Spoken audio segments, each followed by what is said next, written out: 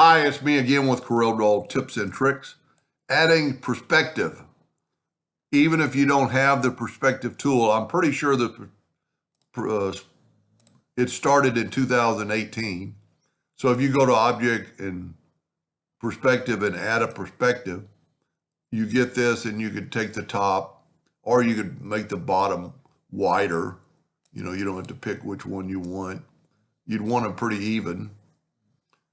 But if you don't have that, you can do it with the envelope tool. Same exact effect. We're going to go to the envelope tool.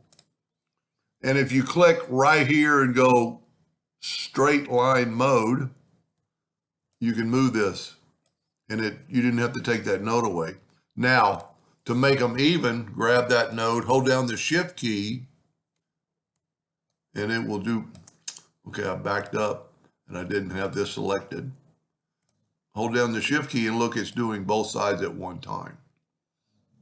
Pretty cool. Normally what I do, before I learned about how to do that, I would take these nodes away. And see, you still have to do a single arc.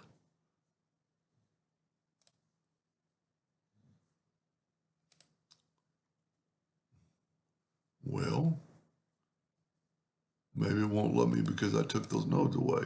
There we go. So just pick straight line mode and just move it.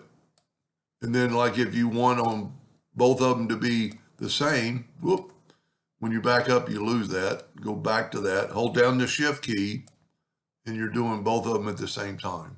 It makes it look like it's going away, kind of like in a Star Wars movie type effect. Anyway, I hope that helped a little bit, and thank you for watching.